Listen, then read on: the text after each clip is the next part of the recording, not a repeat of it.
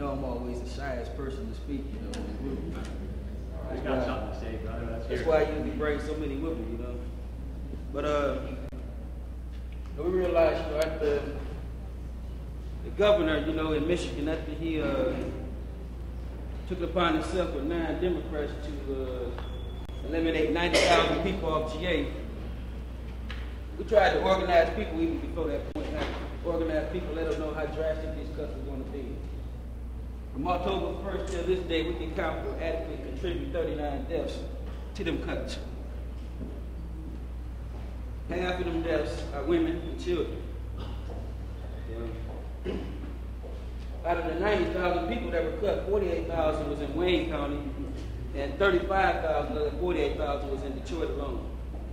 So the step that was taken by people of Detroit, particularly speaking, because we got the most of the cut, we got the bulk of the cut.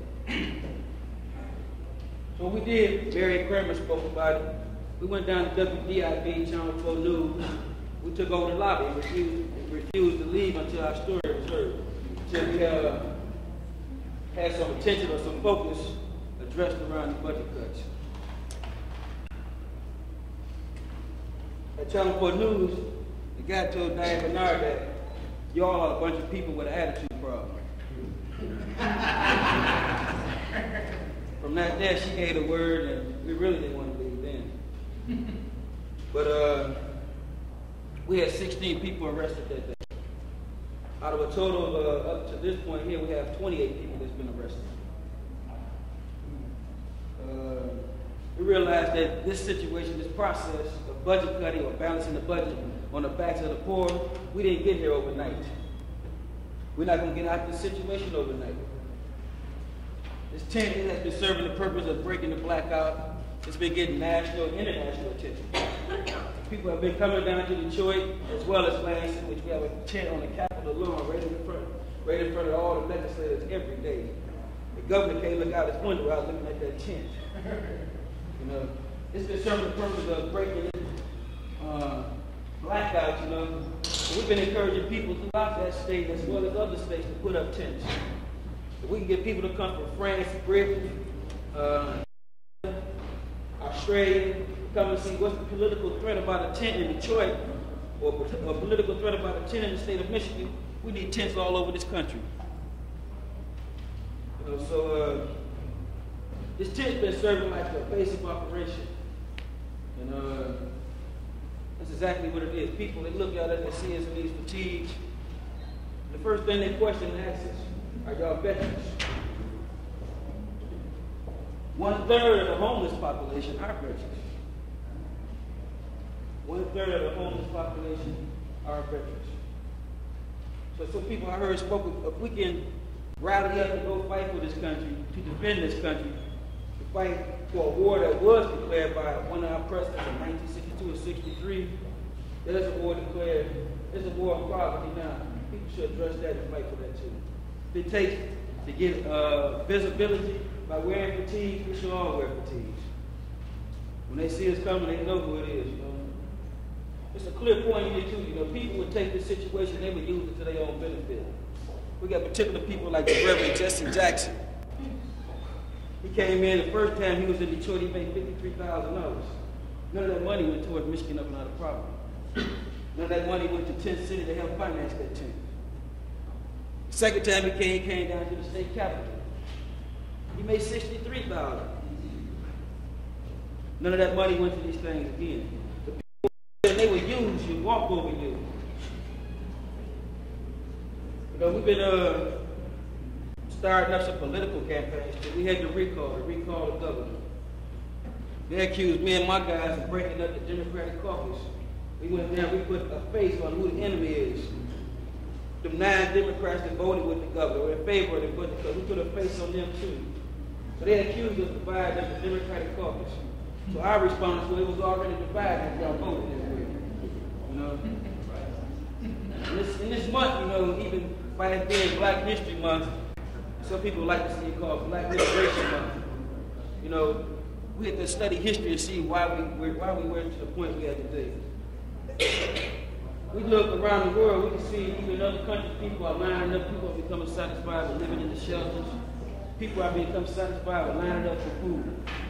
Anybody that sit back and accept that type of thing in a land or in a country that has one state that can feed the whole world should be standing in food lines.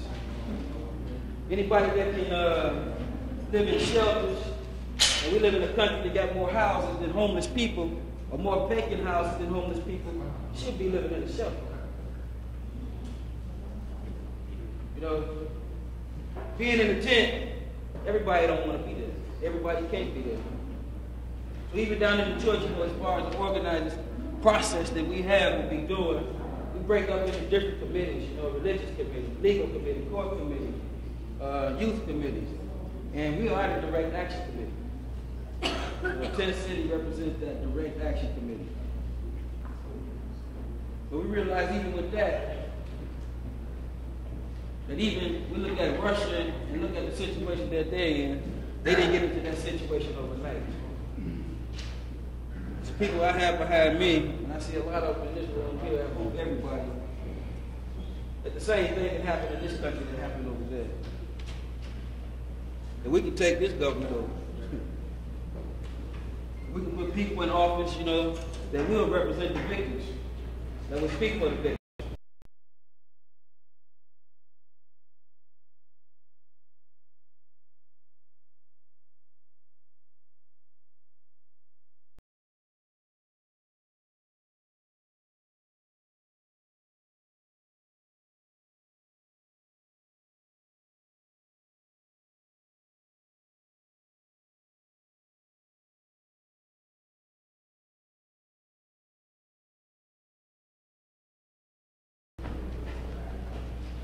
Okay, next we have Kay from the People's Tribune.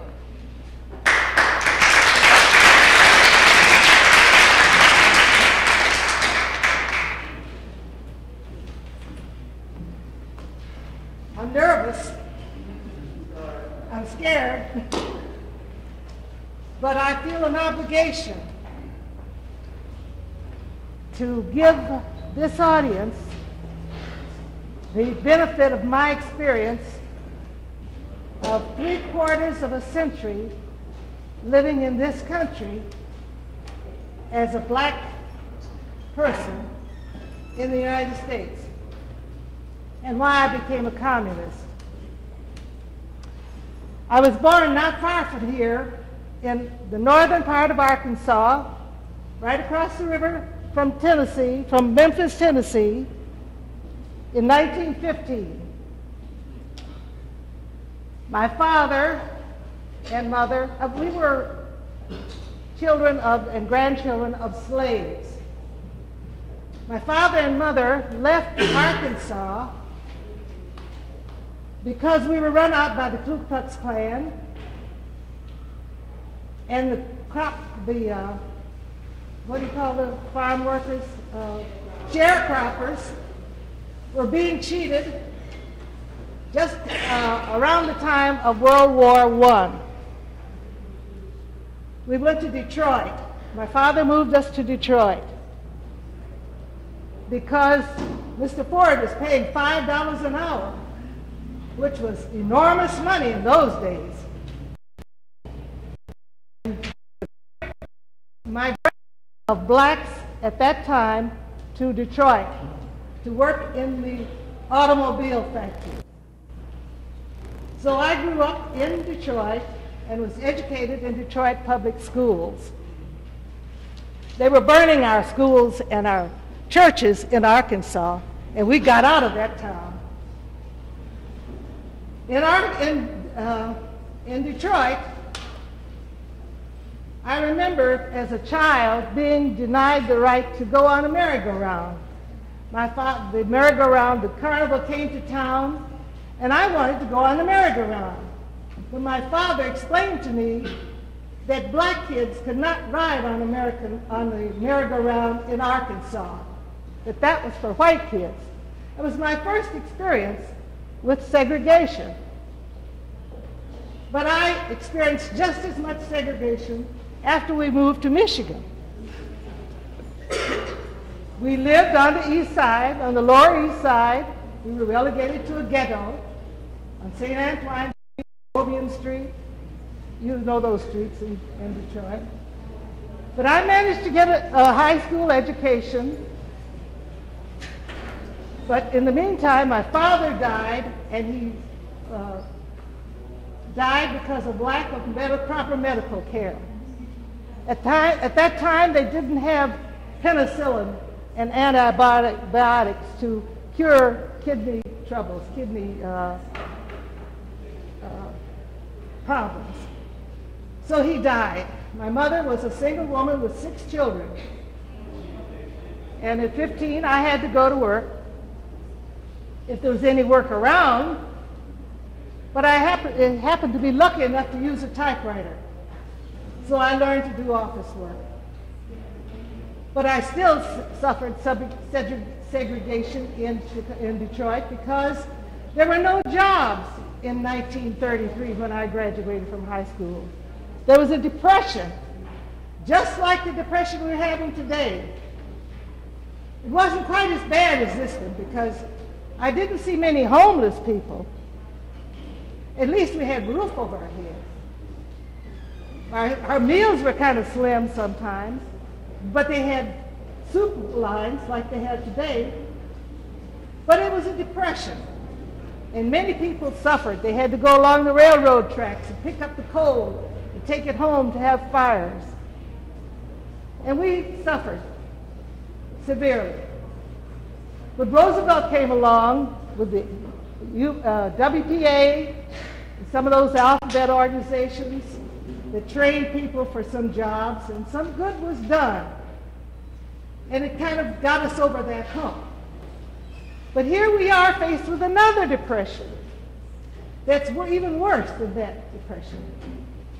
And from the time that I was a child and found out I couldn't ride on the merry-go-round, I also found out as a poor person and living in poverty, there still was no way out in this country for poor people who wanted to survive and to have the necessities of life. It's still not available to us. It's even worse today because when the people came from England on the ship over here and distorted the lives of the Native Americans, it was an agricultural time at that period. And it was the industry was just beginning to rise in this country. But it developed. We were still out of jobs. Now we're entering into a still different economy. We're moving into a technical economy where we can have all the luxuries of the world. There's enough money, there's enough knowledge, and there's enough energy in this country to provide all of us with the necessities of life so that people like Dina can write his poetry, so the artists can practice their art, so the writers can write, so the teachers can teach, and we'd all live comfortable lives with all the necessities that we need. But that cannot be done under capitalism, because capitalism is an individualistic organization that looks out for those at the top and those who are looking out for me, and to hell with the rest of you. You've got to live in poverty. We've got to change that. So I became a communist. I heard about communism. I didn't know very much about it. I heard about the Communist Party. I couldn't join that. They wouldn't have me. They wanted working men. They didn't care about women. I became a black nationalist. But I found that we couldn't just be for black people alone, because there were more white people who were poor and suffering than there were black people. I became a union person.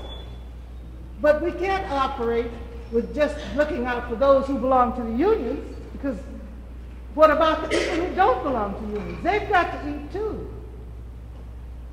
I didn't find anything that answered my questions except the Communist Labor Party.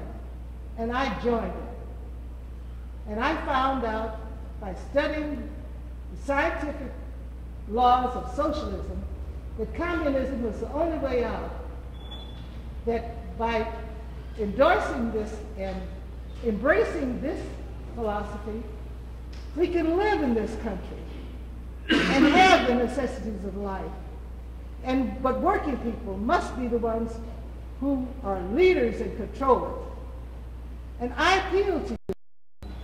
There's a little ditty, I don't know where it came from, and I might not say it correctly, but it says those who omit to or learn no lesson from the past history are bound to make the same mistakes again. I appeal to you. Don't make the same mistakes that they made in my generation and the generations past us. You're young people. Stand up on your hind feet and fight it. Don't let it happen again. Learn from the experiences of the past and get up and be the brave people that you can be. Stand up and fight. Fight it back, and don't let the blackout us. Fight with all your strength and all your knowledge and everything you've got. And we'll have a better world for tomorrow for the children who are coming along. Thank you.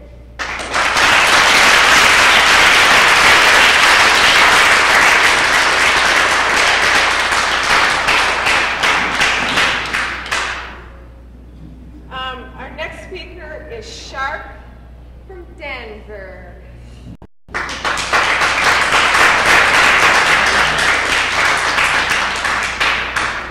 Hi, I'm Charmaine Sharp Barles from Denver. I work with the Union for the Homeless and the Committee to Break the Blackout.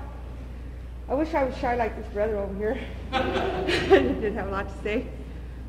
One of the things we experienced not too long ago was the city is cutting our school budget, but they paid $500,000 to protect the Ku Klux Klan and to spray the people in Denver. They sprayed the children and the women and the elders. And one of the things that we're experiencing over there is we've been beat up for the last 20 years by the police, and every time we raised up and fought back, they came in and stepped on us and stopped us. Well, they're not going to stop us anymore. The seeds have been planted, and we're going to fight. I'm ready to put on my RBGs and go out in the fight, and I just want to say that I hope everybody here will be ready to join us after this is over. Thank you.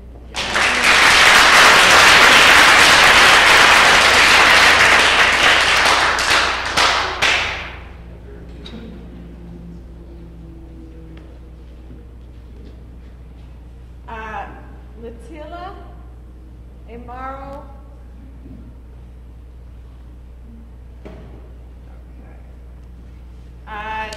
David Richards.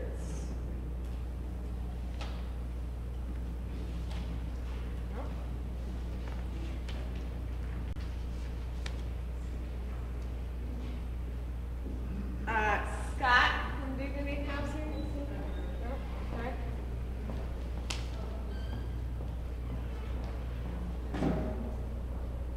Wilma from Task Force. Yep, okay. Oh, right along here. Leslie Willis.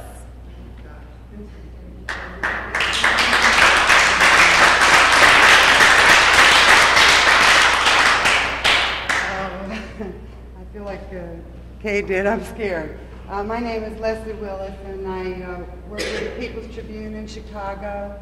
I came up to Chicago a couple of years ago from West Virginia, where my family, I have 3 children, and my husband and I have lived there for 15 years, and we both had jobs, good-paying jobs, and we both lost those good-paying jobs along with a lot of other Americans. We joined that whole process of watching our standard of living go into the toilet. Over a period of 10 years, we just about lost everything. We hadn't got that much to begin with, but what we did have, we lost. Home, cars, you lose everything after a while. You lose dignity, you lose dreams that you had planned for your children. But I have been conscious of the things we're talking about today. For 20 years, I have been involved and active in welfare rights, in all kinds of things like Kay. I also was in the union activities. I too joined the Communist Labor Party 20 years ago. And so I think that this knowledge about our society, the way it works, and how to do something about it, you know, the ability to feel like I could fight. I think I was talking to you earlier about that, you know, that you'll just go to the dogs if you don't do something constructive.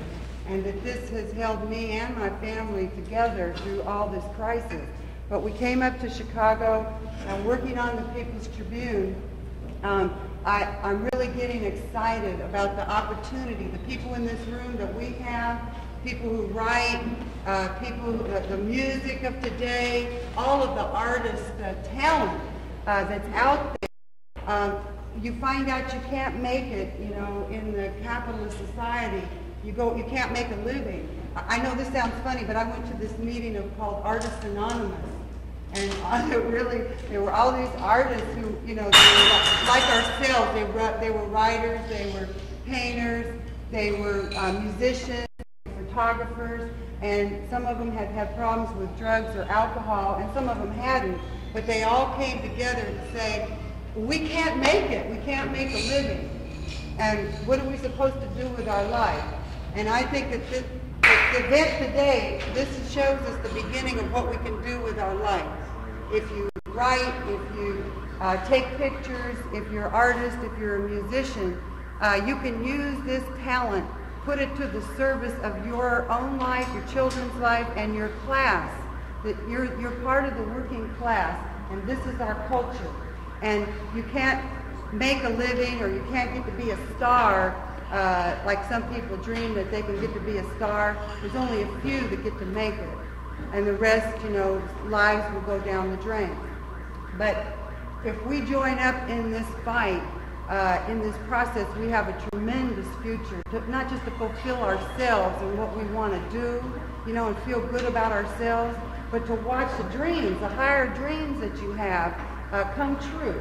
And I think that Kay was saying it really well earlier, you know, in terms of this vision of the future. Everything that would make a wonderful society is out there. These computers can do everything. We haven't even begun to see what they can do. If they were used in the service of satisfying the needs of the people, there's just no stopping, there's no telling. Star Trek is probably just a little piece of the kind of life. There's enough for everybody, in other words, is what I'm trying to say. We have all the technology and the means to do it. The only reason why we don't have it is because the people who control that technology will keep it for themselves to make profit, so that they can have money, so that their children go to the best schools and get great educations, and they have these gorgeous homes, and they live in these little secure communities, and they go out to Europe and go all over the world, you know, doing whatever it is. Their world is their playground. And your children are being like pushed up against the car by the cops and having their genitals grabbed. Your children are hungry. I mean, we have to put up with these kinds of crises just for the sake of their profit. And I say that is enough. I mean, the fact that we're all here today, we've said enough is enough. This is not going any further. And people are coming into this movement, of the survival movement, because a lot of people here have already been in it for many years. But there's millions of new that are coming into this fight now. And a lot of white workers that you haven't seen before, they understand more now that they're going to have to fight, that they're not going to have a decent life, like the gentleman said earlier about this, the American dream has become the American nightmare, and these people are not going to put up with it. They're mad, and they're not going to watch their children go to hell. And this is leadership here, and this is like the vehicles here for communication, the press and the photographers and the musicians. And we have a tremendous role that we can play in this coming period with these people coming forward and getting active. And we can really facilitate getting the leadership together and getting the word out. And I'm going to just talk myself right up there if I don't stop. But thanks a lot.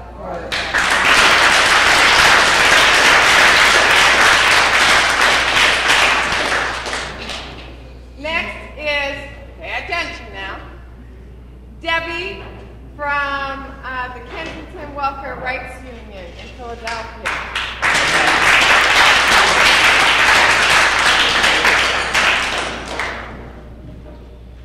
Okay, I don't know if he's going to hear me, but I got a sore throat.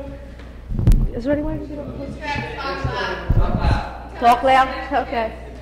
Okay, this is the first time. I'm Debbie from Kensington Welfare Rights in Philadelphia. Okay, well, I was scared to get into the Kensington Welfare Rights Unit because, I don't know what I was scared about. Guess I'm someday going to lose everything because right now I'm close to it now. But, just want to say I'm glad I'm here. It's the first trip I made out of Philadelphia. You know, I drove 24 hours with Sherry and Frank and everybody from Dignity House. But it was a real good experience. I just wanted to say everybody just has to struggle together. I don't know what else to say, but I'm just going to stick with you because it's only been a month.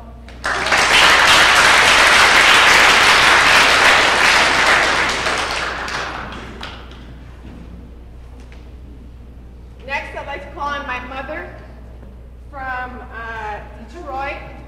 Actually from Michigan, Diane Bernard.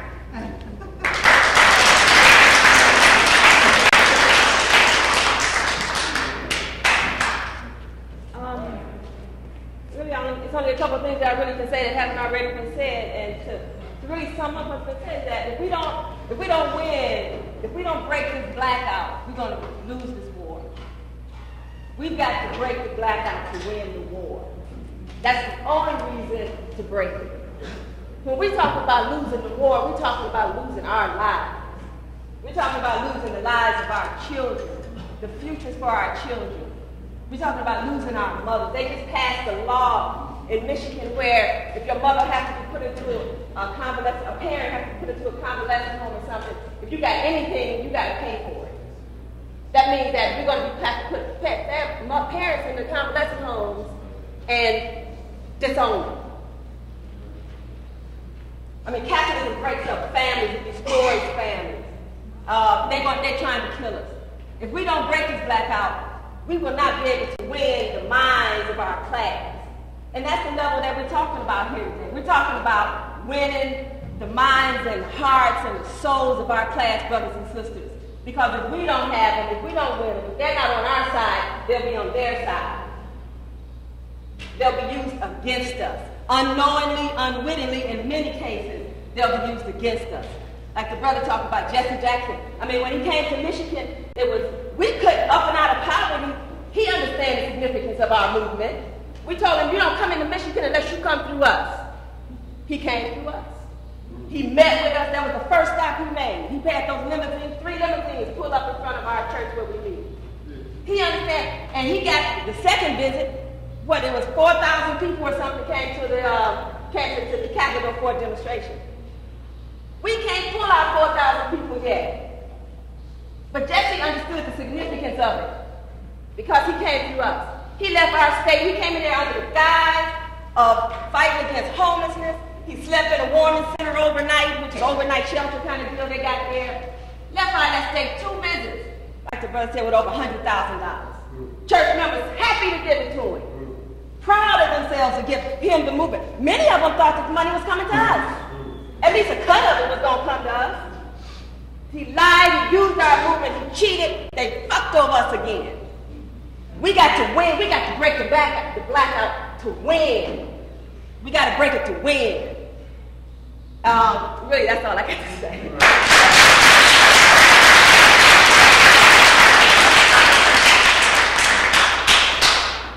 I have another mother in Boston, Florence from Survival News.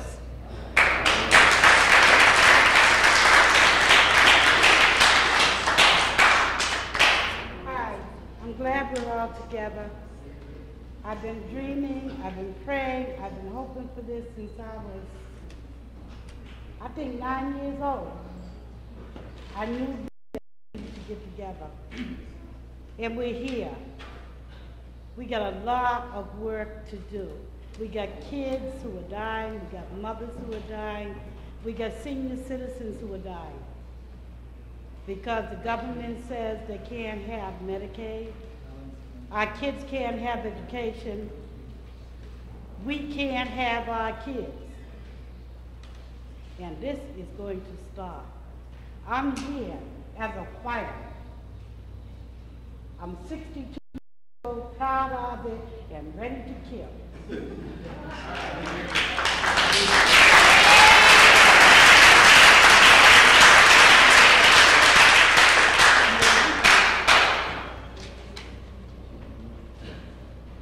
And I'll call on my third mother. No, I'm just kidding. Stop, Sherry. Helen, from the Alliance of Native Americans.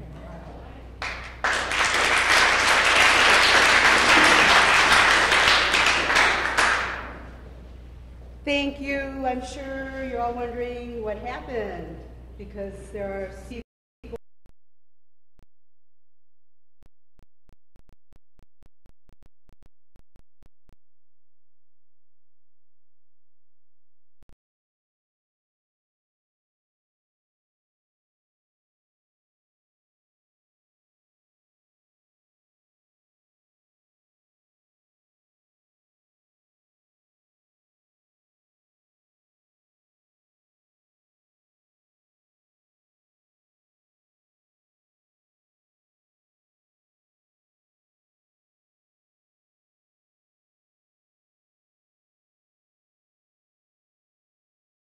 And so, you know, we have to weigh that sometimes in the balance of what we're doing, and sometimes it's our own that don't understand.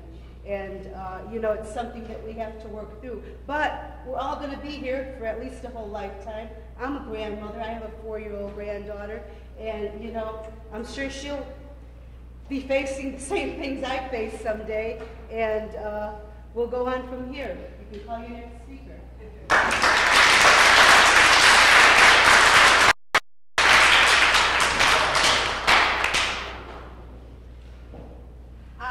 Kirby from Ohio.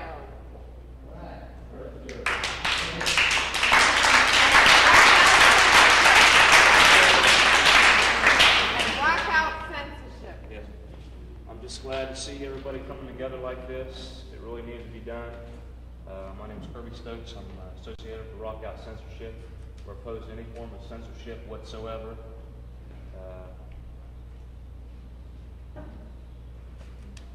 That's all I need to say.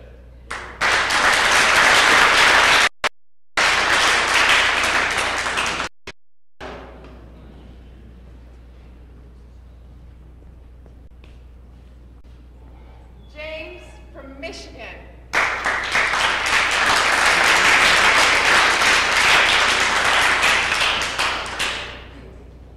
Hi, my name is James Ford. I'm from Michigan, up and out of poverty, now 10 cities. A lot of the speakers that spoke to you already about will cover most of what I'm saying, but I'm going to be real brief. You see, a tent that we found out was a big threat to our governor and also our mayor. Because you see, once you have a meeting, everybody goes home, you have your pancakes or whatnot, you're gone. But you see, that tent is there. That tent won't let us be swept up under the rug. You see, that tent is the truth.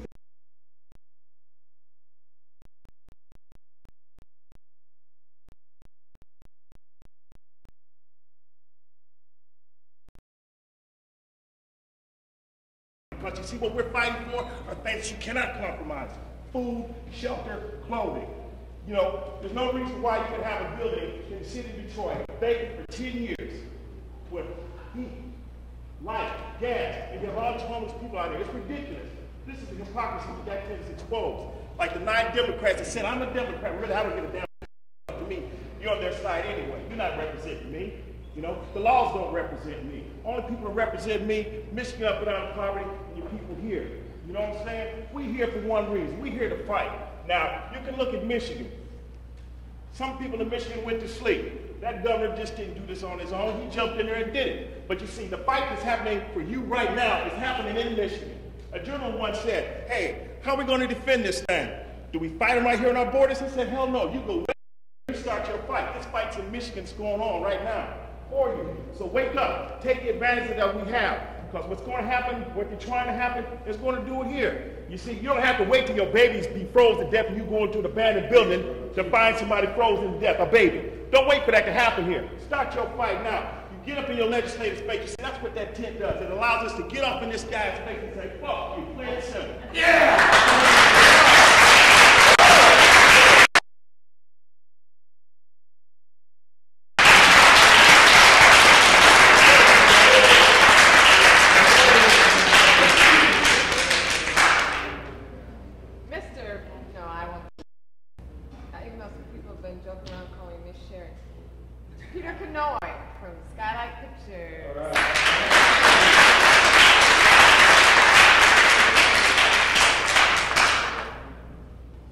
I'm real glad to be here, and I wanted to share with you a little bit some of the experience we had when we put together the film Takeover, and what I think it has to bear a little bit on the whole notion of basically how to build a movement. It seems to me this idea of breaking the blackout has to do with how we're going to win. This is what everybody's been talking about. And the way we're going to win is to build this movement. And what are the ingredients that are going to build a movement? Well, the ingredients that are going to build a movement, it seems to me, are, well, let me go back a minute. Keep you on tenterhooks. When we did Takeover, the reason that we were able to do it is that 12 different film crews, a lot of them amateur crews, a lot of them people working just within the movement itself, all filmed a similar activity. And then we hounded these people on the phone day after day. Send us your tapes. Get this stuff to us. Don't keep it, but get it to us. And after a while, after several weeks, the tapes dribbled in. And when we put the tapes all together, the picture that came out was so much bigger than any of those stories individually. And people who saw that tape said, I had no idea that this stuff was going on somewhere else. They had no idea. I've been meeting with a guy in the South Bronx in New York City, a guy named Matty. He wasn't able to come out here because he was afraid of the city was going to move against them. They've got 10 large apartment buildings that they've taken in the South Bronx. They have 600 people in their group. He had no idea when I showed him Takeover, he had no idea that people... He's got a newspaper out here, which if you get a chance you should pick up. It's called Inner City Press. And it tells the story about what they've been doing and their ideas about what they've been doing. Now, in order to build this movement, we have to know a little vision of the whole. Now, the only way to get that vision of the whole is to share the information. Now, there's two things we have to share. One is information about what's happening. But the other thing is ideas and lessons that we draw from that information. What are we trying to do? What new ideas do we have? What tactics are we developing? Not just, we went down the street and we took this building, but what's our thinking about it? Why did we do that? The exact kind of information that's being shared in the circle, we have to establish a mechanism. Not to come out here, we had to chip in so I could come out here. But, so it's too expensive just to always have these summits, to exchange that information and to exchange and facilitate the flow of ideas that's going to be necessary to build a movement. I think one of the things is this thing that Alicia Christian was talking about, this voices from the front. And certainly I would hope that if that takes place, there's a column in it about videotapes that are available to be circulated and exchanged. I've been bugging the people in Detroit now because I want to show some of their pictures of what they've been doing at a big meeting we're going to have in New York City. But what I would say is, You know, we've got to begin looking at the resources that we have and figure out how to rationally use those resources. Every single summit and meeting I've gone to, it always ends up people saying, oh yeah, I'll take your name, you know, we'll be in touch, we'll exchange information. It doesn't happen because a lot of people who've been in the movement didn't understand earlier the value and the importance of the media, the value and the importance of exchanging that information. So it was always an afterthought. And it remains an afterthought. It remains the thing that people say at the end of the meeting, oh yeah, we'll get together, we'll get in touch. Then it won't happen once again.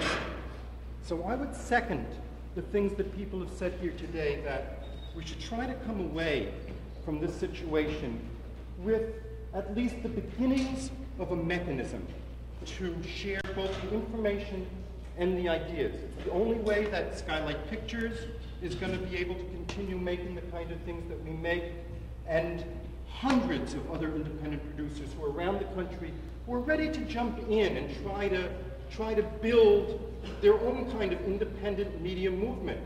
The only way it's going to happen is if poor people's movements, like are being represented here today, take the initiative, take the lead, and show the way to create this mechanism.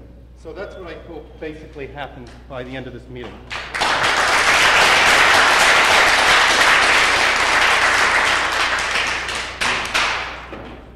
Okay. The next speaker I'd like to call on is probably the youngest in here besides Marion Kramer. Is Chris Jenkins, who, if you want to come up and say a few things, that would be great. It was good to see you. My son wanted to be here. He's 11 years old. He has a newspaper that's called Hot News. So he's a part of breaking the blackout, is that he's coordinated some kids in the neighborhood to write their own newspaper. And I thought it was just going to be a one-time deal, but it's been going on now for about 8 months. And he's got subscriptions from going to conferences like this, so he was really disappointed that he couldn't make it. But he's writing some important things about 11-year-old children and covering the Michigan story and that kind of stuff. So if the young children can get it together, we certainly can. And with that, Chris, you want to come up and say a few things?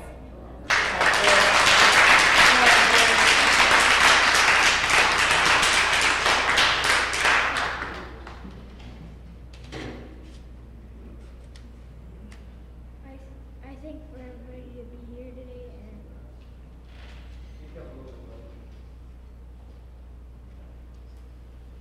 and I thank you for everything you did.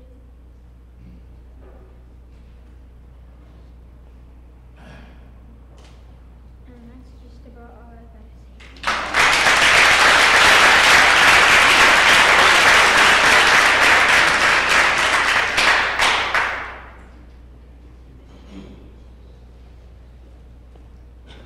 Next person I'd like to call is Leo Asso from the Alliance of Native Americans and the Red Nations Movement.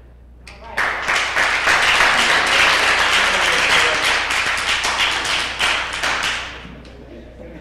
I'm going to get her for that. As you all know, a lot of you may not know that the Alliance of Native Americans has held 4 consecutive Indian Survival Summits in the West Coast. This is our 5th summit for 1992. This is our first stop. We're doing a tour throughout the United States. This is our first stop, Kansas City. We'll be followed by Chicago, Philadelphia, then back into California in October. And the idea behind these summits is to rally the fighters in the front lines. You know, of course, we're talking about Native Americans, but we're realizing that we can't win the fight alone. We got to unite with all the other organizations that are out there fighting within the survival movement, the homeless, you know, the PTAs or whatever out there, because we can't do this alone, you know. You all know the history of the Indian people. You know, I mean, as far as the genocide, the history of 500 years, this is the quincentennial, this is 500 years of discovery of Columbus in the Americas. Well, basically what you got here is a bunch of Indians that are homeless as a result of of Columbus and the legacy of genocide. You know, we can talk about the history of slavery, the history of capitalism, and all this history that has done nothing but ruin Mother Earth and killed all of Native Americans and other peoples of color. And so what we need to do today is to align ourselves with the alternative media and organizations to begin to break the blackout. We feel like this is an important strategy to align ourselves in this campaign that we're carrying out within the United States, you know, because you all know, if some of you have been on reservations or not, you know, I mean, it's a serious crisis on the reservations. Unemployment is running rampant. Alcoholism is running rampant. Suicide is running rampant. Education, there's no education. There's nothing there for Indian people. You may hear through the media that, oh yeah, Indians are taken care of. They got the land, they got a place, they got a homeland where they can go back to. That's bull. Like this brother was talking about earlier, you know, the fight is right here in Detroit, in Los Angeles, in Seattle, you know, in New York, Kansas City, all this stuff is here. And that's exactly what's happening on the reservations. And it's going to escalate unless we get together and unite around the Break the Blackout campaign. So we're inviting everybody to join in the bandwagon here for our next summit in Chicago. That's March the 15th. Is that correct? Somebody? March 14th and 15th. March 14th and 15th. At the Indian Center. At the Indian Center in Chicago. And again, you know, we're going to invite everybody to come out there and bring your banners, bring your newspapers and your friends and your cousins and your grandmas, and just come out there and let's organize this whole campaign and break the blackout. Thank you.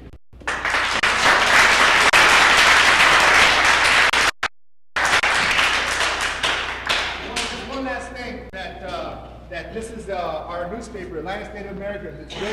It's called the Red Nations Movement. And I want to just read something real quickly out of here, if you don't mind. This is our mission statement. The mission statement reads, for the economic and social political advancement of all nations, the Alliance of Native Americans calls for the unity of all Indian people and the supporters for building stronger traditional ties between urban and reservation communities, for raising class consciousness and political understanding.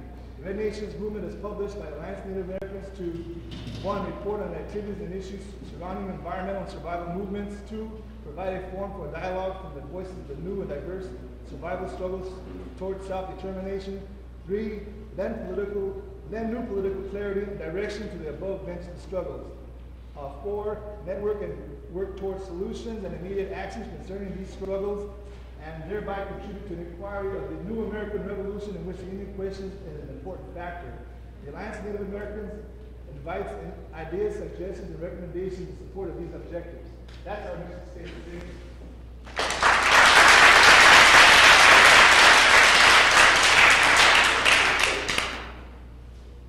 Okay, we're trying to make it through this process here.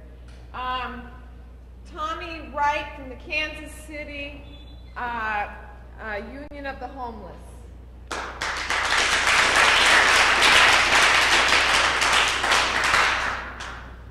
I'm Tommy. I got a lot to say, but I'll try to keep it short. I became homeless in 1990 at the age of 19. I left home because I had done some things and I knew if I stayed at home I was going to jail. So I came down in this area, and what I expected to see was what I see on TV all the time. Old drunk men, you know, laying in alleys and stuff like that, but I didn't. I saw a lot of people my age.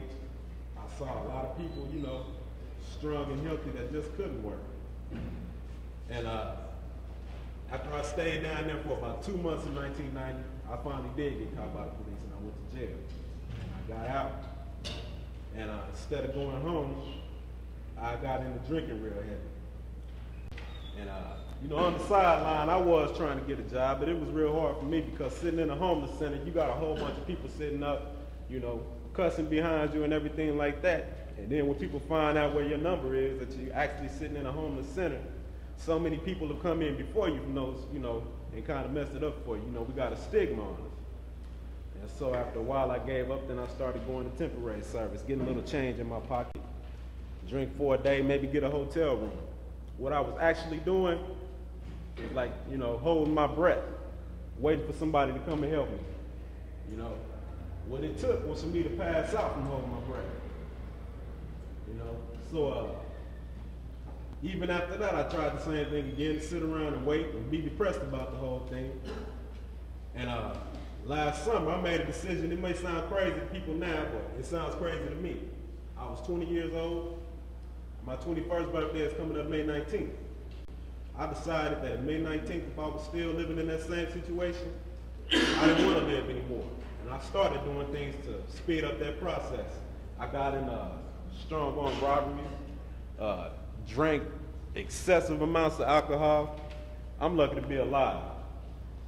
But on Christmas Day and Thanksgiving and days like that, it wasn't a holiday to me, because all it meant was that all the homeless centers and places like that where I could wash up, take showers, they were going to be closed. So I had to walk around in the cold with my lady. Luckily on Christmas Day, I met a person from the Union of the Homeless. And I went to the house on Olive and I ate and I talked to Cass. And you know, what I finally realized is that as angry as I am, because I'm angry all the time, and I got to stay angry. You know, I was putting my anger into the wrong thing, and I was taking it out on myself and abusing myself like so many of us do. Because Cash, you know, made me sit back and realize, see, y'all about 3 blocks away from one edge of the cage that the homeless in Kansas City are in. From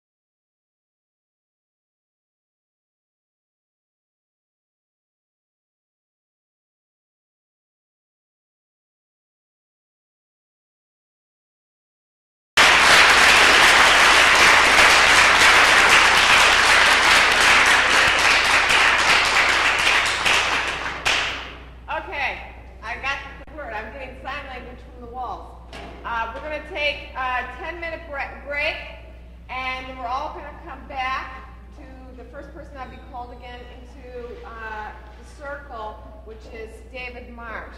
So I'm sure you'll all be back right on time. Oh, sorry, Marcus. Excuse me, could Lee Ballinger, Del Rios, you? What's my name? Sharon. Sharon. And Helen Emerson and Mary Kramer, please come to the back room, please. Thank you. And all you press people that want us to cover a press conference, come to the back room too. And all of the people that want to cover the press conference, please come behind me.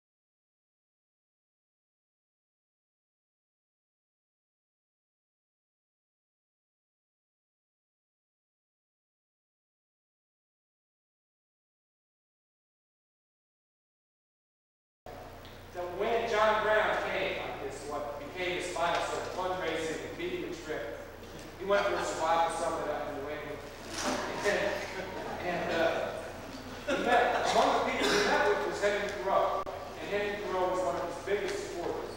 John Brown was not going to allow this situation, through no desire of anyone to make it nonviolent and violent, is not going to be made nonviolent permanently. Because, and I'm going to talk about this in greater detail tomorrow, but the people who have media power in this country, and the people who have power over the land in this country, the people who have power over expression like music in this country, will not give that power up and share it with us just because we say so pretty please. And they're not going to give it up just because we're willing to go to jail. And if we're going to build bigger jails, those jails should not be for anybody in this room. They should be for the assholes in Congress. They should be for the motherfuckers in the White House. So, you know, I'm here to listen, and I've learned a lot, and I hope I've shared some perspective on the history, I think, that we're all going to create. Don't kid yourself. We're making history today. Thank you.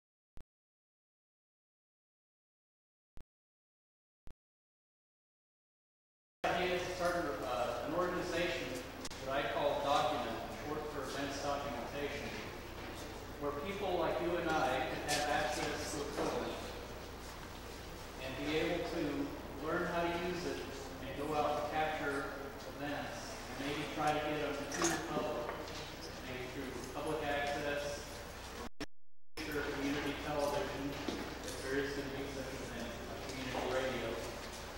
Try and get everybody, all these organizations, to pull together their resources and chip in to get the equipment and get the established organization going. If anybody is interested in this idea, I'll be right over here with myself, and I'll tell you where I live, my address, where you can reach me, and you can tell me yours, and we can maybe talk. Thank you. All right.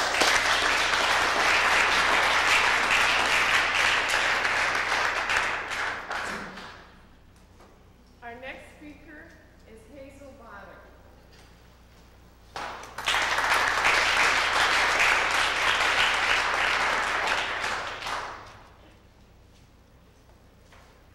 As I was listening to everyone, I kept thinking, yeah, I can really relate to that, or that's really true. And then when Mr. Oscar got up and said, our kids are not being educated, that's the primary thing I want to speak about today because I teach in public schools. And you're right. Our kids are not being educated. Middle and upper class white kids are getting a fair education. Average and above average students are getting a fair education. Our students were pushed out, our children were pushed out a long time ago, whether they're still in school or not. I want to share a few things with you. I teach at North Junior High in Rapid City, the school that Tony attended, and where Tony was mistreated. When I decided to publicly speak out on behalf of Tony, 0 staff people joined with me, even though he had been a student there. Yesterday, when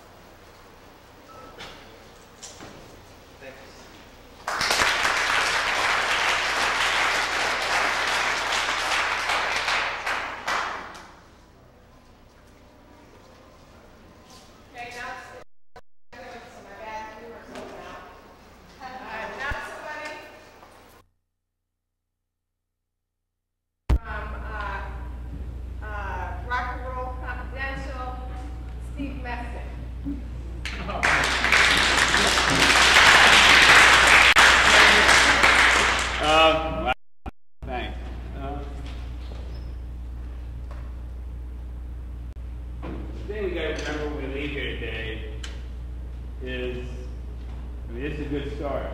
You gotta look at it like a seesaw. And right now, people, we're hanging in the air. There's this big fat entity sitting on the bottom holding us down. Today we're starting to put a little weight on it. When we leave here, we gotta go back, and we can't stop here today. We have to go back, continue what we've done here today, do this thing in your region, do this thing in your town, break the blackout in your town, so we can put a little more weight on us up there. Pretty soon we'll be down there. The other guy will be up there. We just push his ass off. All right, that's it. Thanks.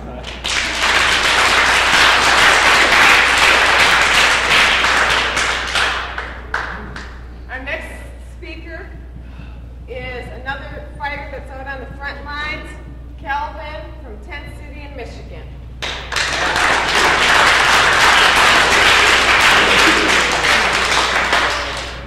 My name is Calvin.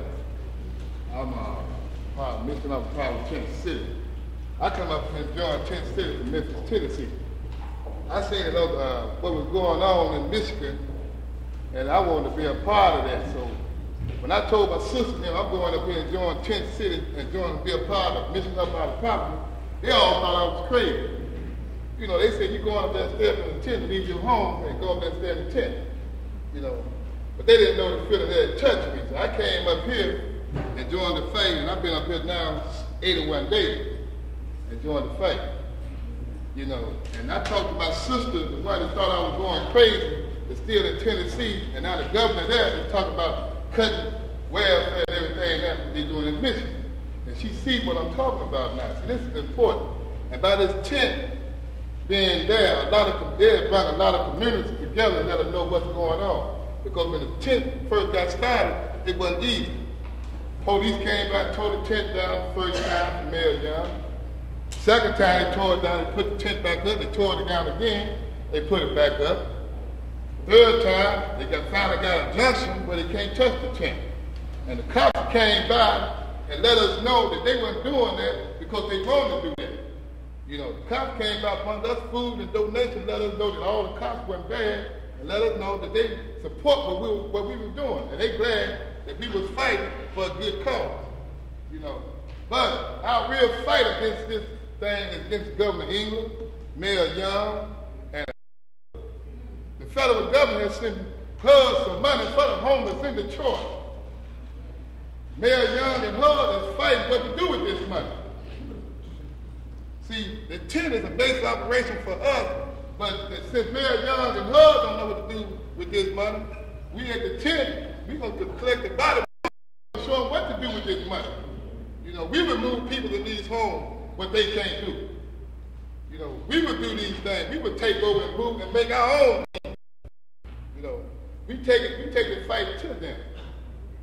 You know, but since I've been a part of this, you know, I had done a lot of speaking engagements in a lot of schools. And a lot of schools, kids that 11 and 12 years old have supported the tent, you know, and I was really shocked that a lot of young kids know what's going on, you know. And I went to one of the schools called Pulaski Elementary, you know, and all up in that, the whole hallway is full of signs that we support Tent City. Keep up the fight, Tent City. You know, these are kids that's 9. Yeah, these are kids that's 9, 10, 11 years old that support Tent City. You know, that really touched me, you know. So I was really shocked by kids that young know what's going on. You know, they had all fun in, you know, another thing that's important is that when the tent, a lot of these big churches didn't support the tent when the tent first get started. See, a lot of big churches like to get on the bandwagon once it goes smooth sailing, you know. So it's definitely a fight, you know. And see, as long as you're a fighter, and a lot of, like my man Casanova that said about the mayor here have talking about raising money for a zoo. We got a governor in Michigan, you know, he didn't put 90,000 people on the street, but he trying to raise money to build some animal shelters. Yeah. You know, So this guy here in England that we got up in Michigan, he don't care about the homeless, you know, but we gonna make them care. And a lot of people that come to the tent now, they always asking me, I always ask one of us, who are we gonna support for the president? And our response to that, we haven't made a decision who we support yet. But I let them know that when they do come to Michigan primary, they will know about 10 cities Michigan up our problem. You know, but we don't know who we support. We don't support none of them right now. Because none of them, the homeless situation should be the number one ticket. You know, ain't none of them say nothing about the homeless. You know, and that's our opinion to them. You know, a lot of churches come by want to know who we support for the president. You know, we tell them we don't know. What president? You know, the president that we support is the admission of our problem. You know, we don't want to try to do something. We try to move people in these buildings, these abandoned buildings. You know, because when I was down south last year at this time, Detroit always get a lot of news doing Devil's Night. You know, about these, they have news meetings from Paris, France, everywhere coming to Japan to let us know about these devils. And it's a big thing. It's a tradition thing. You know, every year. Detroit this year, they talk about these Devil's Nights. Our solution, if they don't want to do nothing about these fires, move the homeless in these 15 buildings up. Move the homeless people in. Then you won't get this national cup. You got Japanese guys coming here from people who don't even talk English. You know, they want to cover this Devil's Night thing. Our solution is move the homeless in, and then we'll let them know that we'll solve all of that. You know, we will solve all of that. You know, but we telling our brothers and sisters from Kansas City, Illinois, Philadelphia, California, Minnesota, that y'all don't stand back and wait till y'all go to put all these people on the street for homeless. The time is to stand up and fight now. Not tomorrow. It's time to stand up and fight now. Thank you.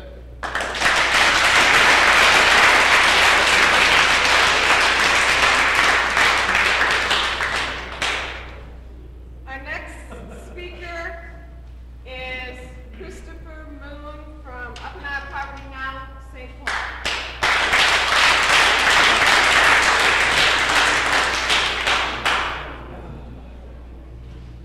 Hello. I'm really proud to be here, travel all the way from St. Paul. I know it's not that far. But I wanted to come here because I wanted to learn from other people. Up until about 3 years ago, I was pretty naive about the system, about America, about what's going on. I was a very, very strong patriot. I would fight and die at a blink of an eye. That was the way I was. And when I got released from the Army in 1990, I came to Up and Out of Poverty Now, which was at that time in St. Paul by Mark Theseus. And I met Sherry, and I met Chuck, a whole bunch of other people. And at that time, I was very depressed, very angry, very upset. I felt betrayed because a couple months prior to that, I had some combat in Korea that I wasn't supposed to have, in which I received a general discharge and also a court-martial. So my main reason why I'm up here is to talk about civil disobedience. Okay? I've heard an awful lot of talking and an awful lot of different ways of how other people have handled things and so on. My belief is that civil disobedience must be used. And I don't, particularly for myself, I don't want a shelter. Okay? I want housing. I want a job. But I think that's just about with everybody else in this room. Nobody here wants to be taken care of by a bunch of poverty pimps that call themselves social workers.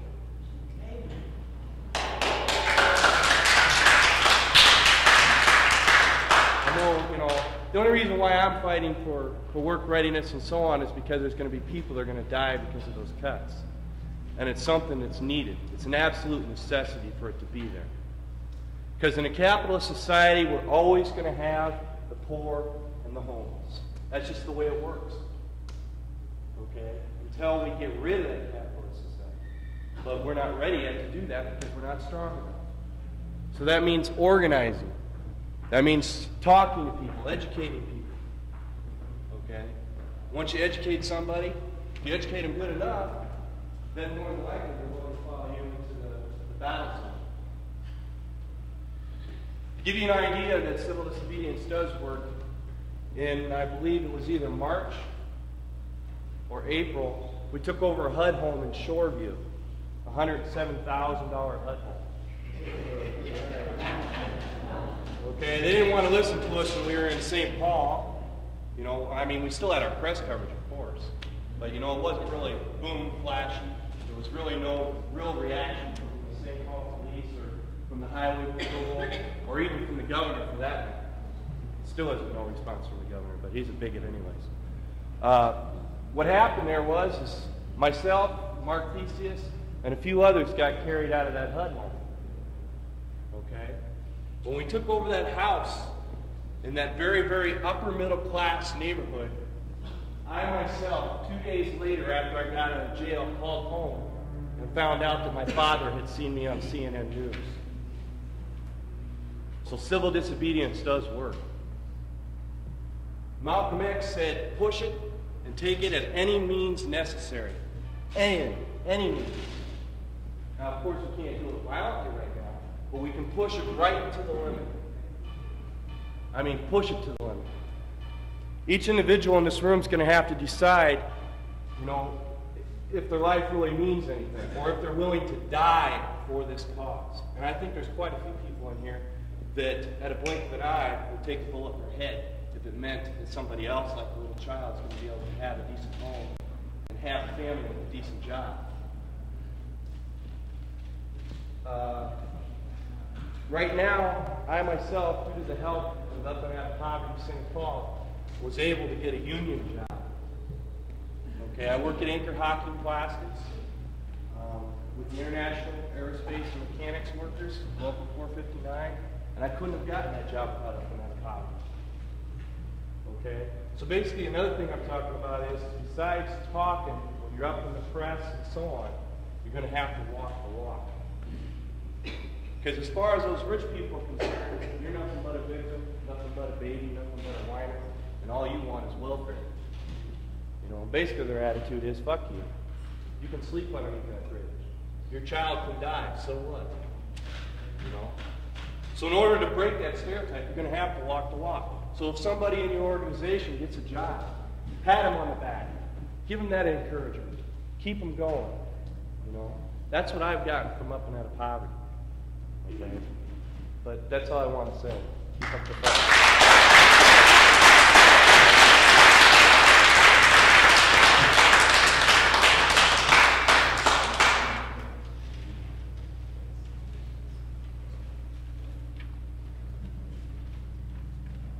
Our next speaker is Rob from Empty the Shelters in Philadelphia.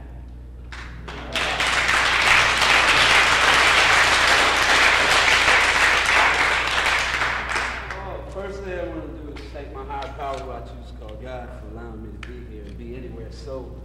And I say that because of the fact that I'm a recovering addict. And that's who I mainly represent when I go out to fight.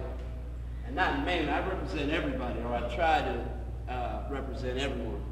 But I kind of lean towards a recovering addict and a single man.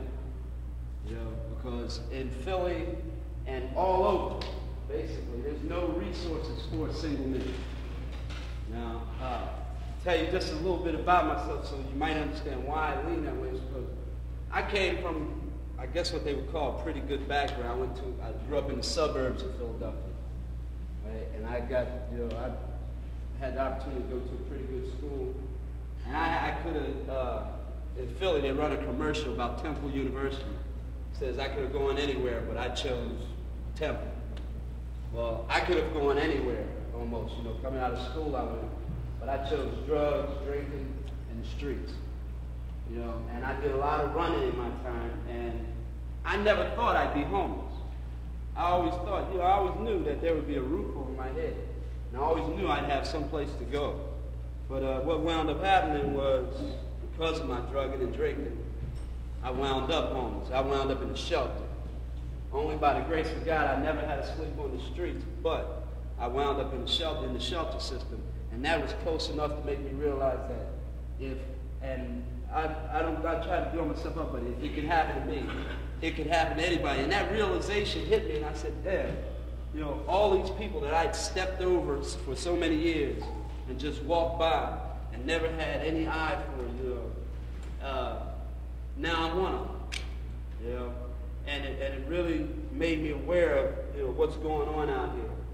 And collecting that 102.50 from welfare, you know, that really, you know, changed my outlook and views about things. Then I had the opportunity to hook up with the organization I work with now, Empty the Shelters. And they started asking, what do you want to do? You know, what is the purpose for you being here? And I started looking around the shelter every night, and I see how the men come in during the day, come in at night, and you have to go back out on the streets during the day. And so you're kept in that revolving door and in that circle of, and they're not trying to better you. They're just giving you, I hear this saying that you give a man a fish, he'll eat for a day. You teach him how to fish, he'll eat for life. You know, and that's what I feel that we have to do.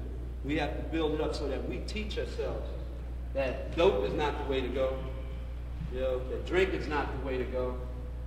That fighting for a home and for a family and to maintain your family, keep your family together.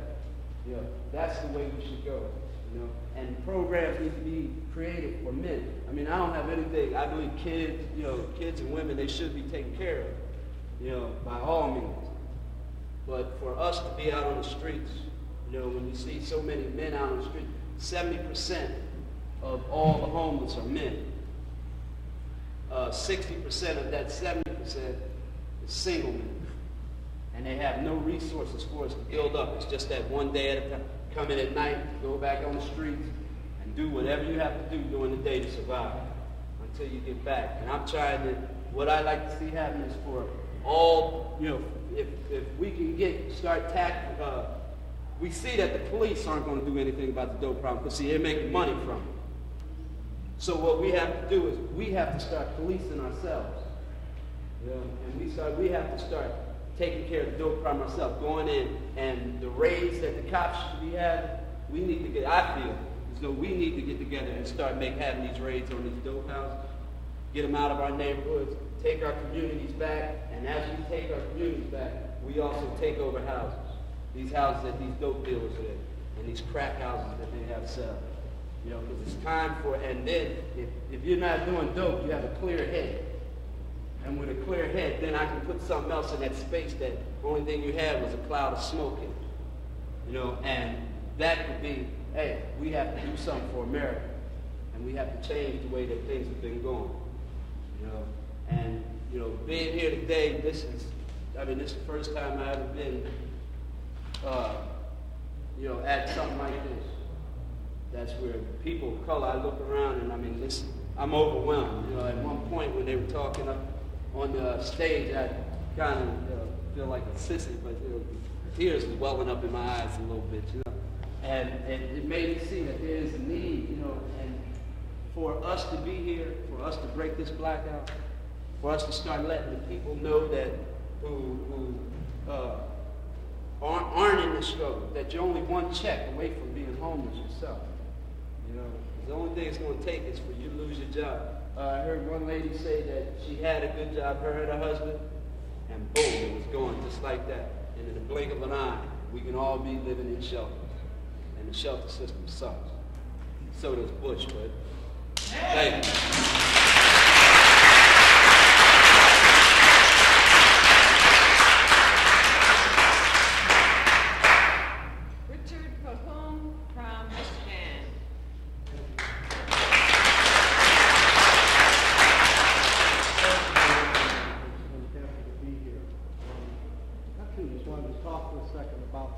Civil disobedience, because I think that that's about the quickest way to break this blackout. It's been talked about over and over again here today, how people are on the streets, homeless, how we build prisons and close schools and take our kids from us.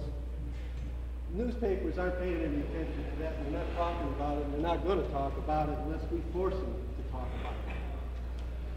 The way that we can force them to talk about it is getting out on the streets and taking what we need. And we need housing, we need schools, we need a lot of people need food.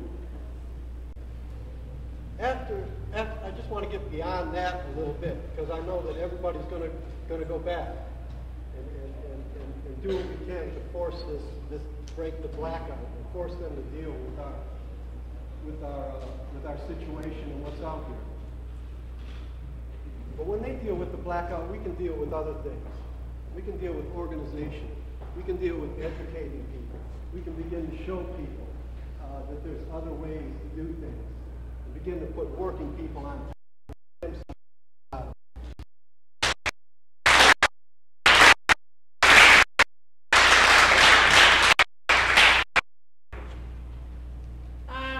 The next person I'd like to introduce, who played part in the coordinating role for things here in Kansas City, is Danny Alexander from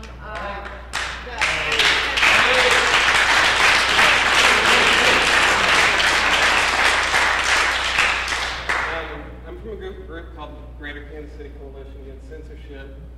And what really got me here today, I mean, it seems like I sort of fell through a path of things where I finally found out what it was I really believed in. Starting with the fact that the thing that first caught my attention and made me feel like my world was threatened was that the music and the art that I loved and that gave me the sense that I had a time and place and I was important and I had some purpose on this earth, that stuff was getting attacked. You know, the people were looking for ways to stop the most important force in my life, you know, and ways to shut it down. And I got involved with a lot of some other artists and writers and people here in town, and we put together this coalition because we all knew, you know, objectively that we were threatened and the things we cared about were threatened, and we knew that if we worked together, maybe we could do something about it. We found out a lot of things we didn't know when we started working together.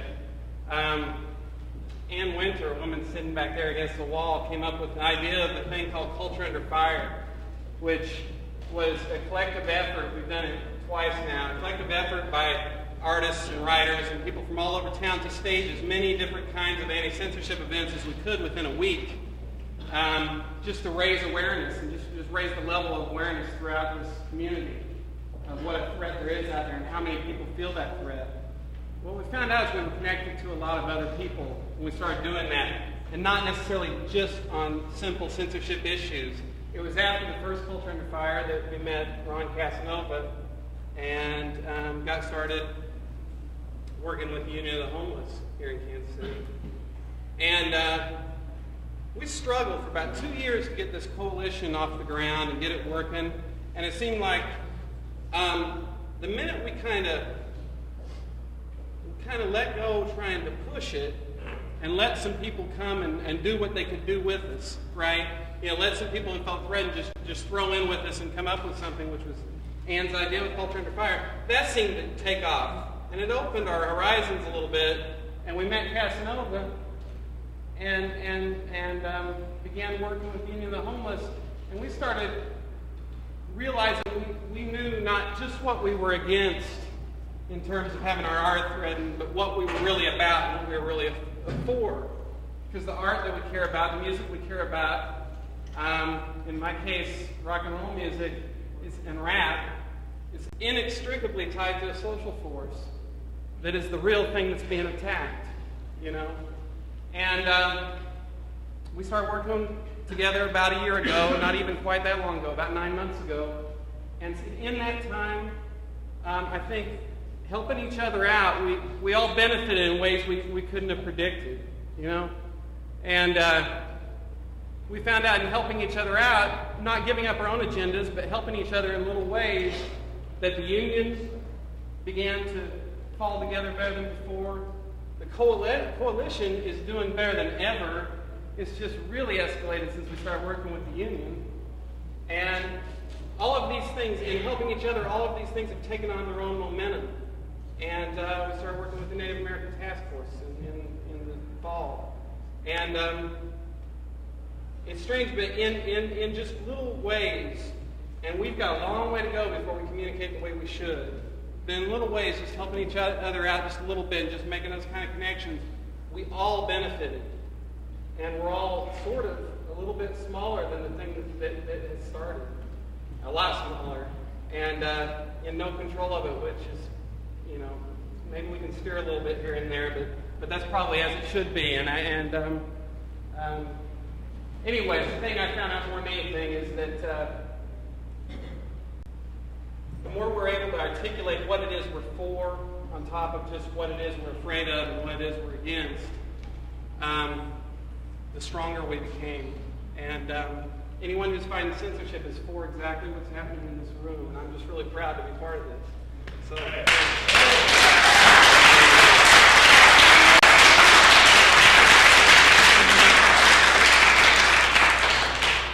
Our next speaker is Frank from Ohio, and we've had a great time picking him up.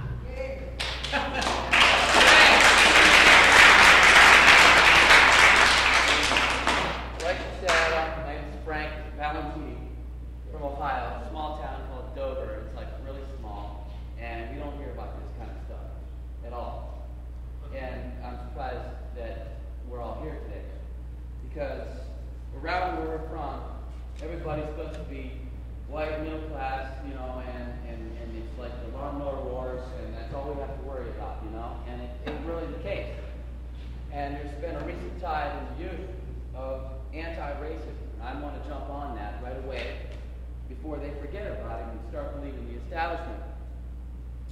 And I think that can change a lot of minds, and we can really start getting on the agenda what we have to defeat, which is being subjugated by the domestic empire. Such government is ours, and, well, lack thereof. We have no say in it. So that's just my angle, and I'm trying to start a paper. Actually, I'm getting pretty good at it. It's called This Means You, and I have a lot of youth involved in it because they're my pals, you know, and they look up to me, and I look at them, not down on them. And so they take it, and that's the scene. That's all.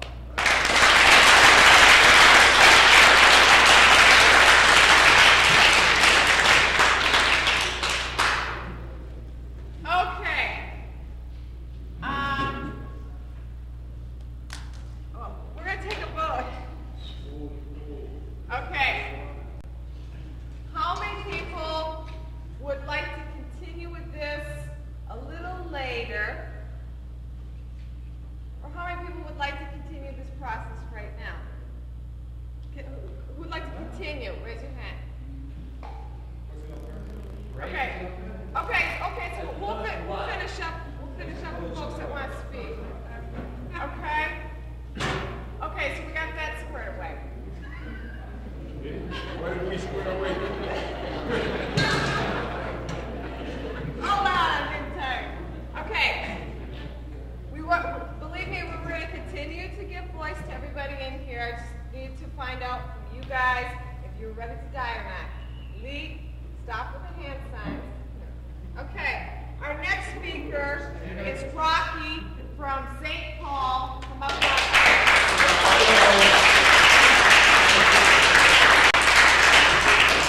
I'm not going to speak for Up and Out. I'm going to speak for anti-racist action. Okay, I started being involved with that group in Minneapolis back in September of this year.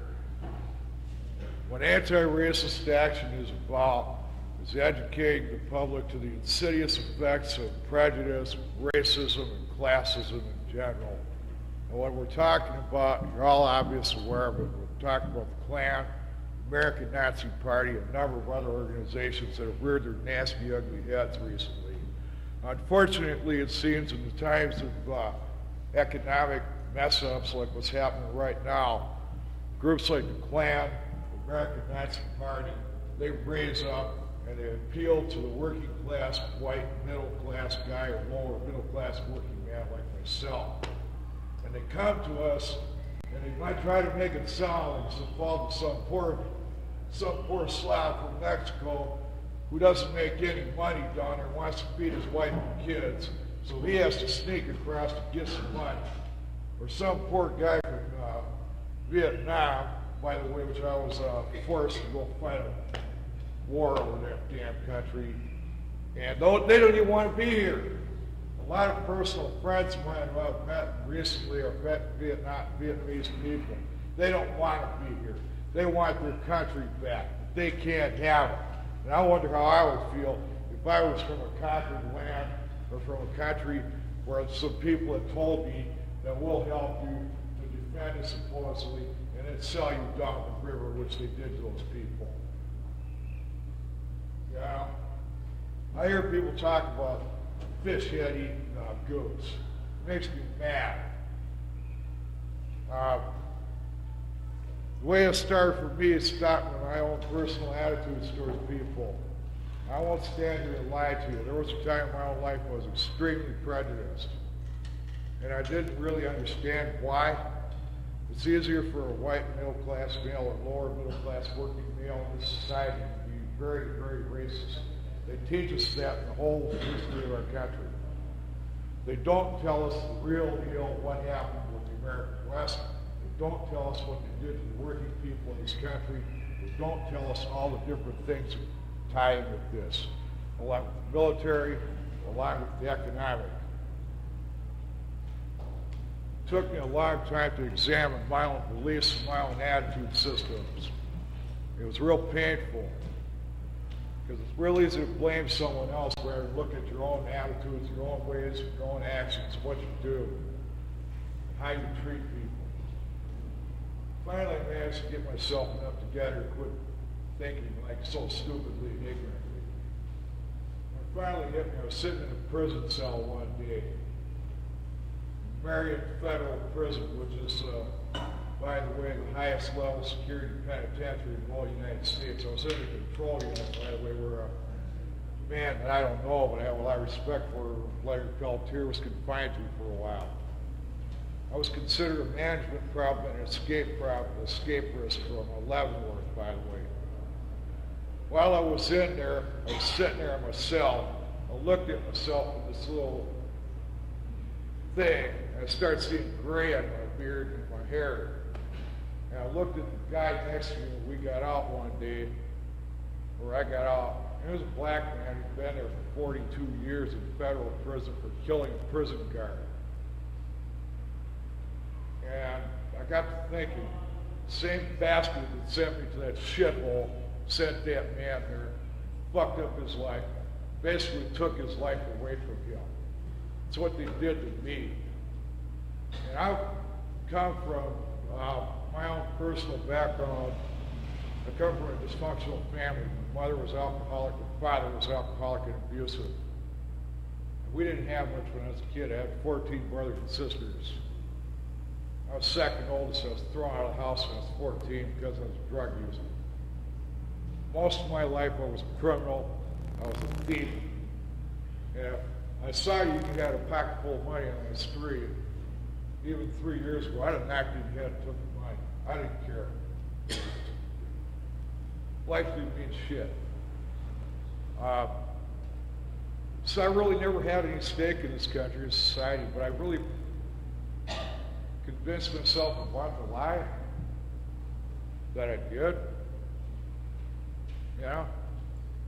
And what came about, I looked at myself in the mirror and thought, my God, how can I think like this?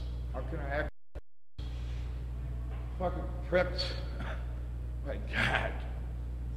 I mean, it doesn't make any sense, any logic. And while I was in prison, I realized that anybody, a lot of us who have been in jail, know that in prison there's survival. It's an unfortunate fact. They try to make it like that. The fact of the matter is, I hate to tell you, we're in the joint here.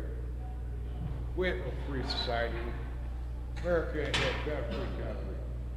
A lot of us bought into the myth of America the Beautiful, which it never really was. This country was built on blood, slavery, wholesale land theft, and genocide. I got into that time, and wise to what was going on. That's when I started to think. I was involved with the Vietnam Veterans Against War in '71. I helped start it in Madison, Wisconsin. I was their PR guy. So I used to do the press releases for that group. And the only reason I dropped away from being involved with that was because of the FBI infiltration of the different organizations that we dealt with, such as the Panthers and other groups. And I went back into the drug scene real heavy. I was a heroin addict for over 13, 14 years, give or take a few. And I got tired of shooting drugs. Almost ended up dead over half a dozen times. I guess maybe I was trying to commit suicide by what I thought was, well, it was okay. And I don't like to do that. I'm glad to say that. Matter of fact, being involved with this sort of thing, starting to care about other people. Basically, if I'm honest with you, I've heard this from two different people that are friends of mine. One is a man that recently died in Minneapolis and got married before. He was one of the greatest of the strike leaders of the 1934 trucker strike that made Minneapolis, Minnesota a union town for the Teamsters Union. He said there are radicals for two reasons. One, because they hate people, one, because they love people. I'm a combination of the two. There are a lot of people, I don't like their actions, but I don't hate them. I have a real hard time liking people, though, because I don't have any patience. But I wish to do something for people and give back something to the society, to the people of it. Because I took so much away from it at one time. And I really don't have a whole lot coming. I don't think I do because of the things I did in my life and support my drug habit and what I did to people. I hurt a lot of people, and I'm not real proud of my lifestyle that I led at one time. I appreciate you listening to me and thanking me. Thank you.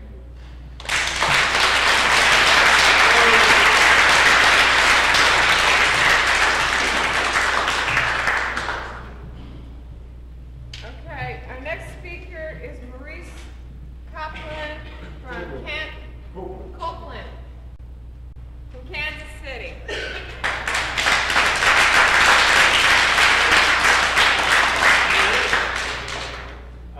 I really don't want to take up too much of your time. I noticed that I was one of the only ones that held up my hand. So I know that everybody's getting tired. I'm getting tired too. But most of all, I'm tired of what I see happening. Let me tell you where I'm coming from. I have never been homeless. I grew up on 16th and Woodland, Kansas City, Missouri, in an apartment building that had one bathroom for 16 families. We moved 27th in Indiana to the middle class standard at that time. My father worked for some philanthropists, which we all do, don't we? I left high school when I was 17 years old, was back in Kansas, serving 3 years in the Army. At 20 years old, could not go to a bar to drink whiskey, and I am a Vietnam veteran, and I was willing to kill anything in my way. Anything. I went to work, and I got out. Never took any unemployment. Went to work for Internal Revenue Service. For Internal Revenue, I worked 8 months before I got so sick of it, I couldn't stand it. Went to work and was presently working for the Defense Department. Department of Energy, Allied Signal Aerospace, and I make bombs to blow your butt up. I am on the public dole in the defense industry. A lot of people on the public dole will soon be out on the streets. A lot of you. Those same people that are on the public dole are the same people that will tell you that people on welfare are lazy, shiftless, and no good. They just as soon push you off into the Grand Canyon as to look at you and pretty soon, by the end of this year, some of those people are going to be kissing your behind.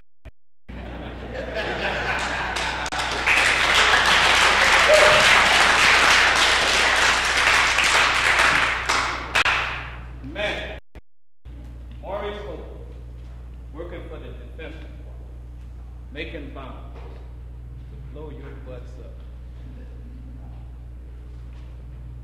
Now, I did that dramatically because it has been hard for me to live with this. Because I'm probably one of these people that a lot of people say they aren't. You know, I am a sensitive person to our needs, to our human needs. Now, one thing that we have to make the people realize, and that's why I put out a newsletter that everyone should be able to relate to, because the name of it is the drums, and it's in everybody's heritage. The drums. The drums beats out a sound, a message, a signal.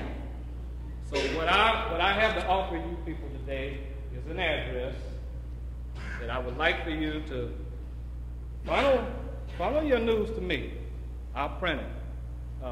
Mr. Bellicor, I hate that he left, but he was talking about chiefs and these names, these stereotypical, and how sick, I mean sick, for a black man to walk around degrading another person's image. That's sick. And that's what this society has done for us. That's what it's done. Well, in the drums, this was the anniversary issue, the first anniversary issue. I read an article about that. It's sick. And I'm not going to take all the credit in the drums for this. It's my networking with another newsletter in Kansas City called the Frontier Report that fed this to me, that fed it to their people, that my people read it, their people read it, and it's going around. And it is sick that we, black people, would degrade the sanctity of another person's heritage. But that's what this society has done to us. I'm standing here in front of you today with an income of $70,000 a year. 70. I am still less than a year away from you. You see what this society has done to us? We are sick. We take it and we buy all the good things that we want. Don't give nothing back to the community. Just 100 of us, hundreds and thousands of us doing the same thing. That's come exactly from where I came from. That same tenement building that had one bathroom for 16 families. And yet we'll look at you and turn our backs. It's sick. And that's what we have to communicate to everybody all over this United States. I don't mind them sending billions of dollars to Russia to subsidize those people, but let's subsidize home. It's sick. You're going to starve your own and feed someone else? We got enough to do all that.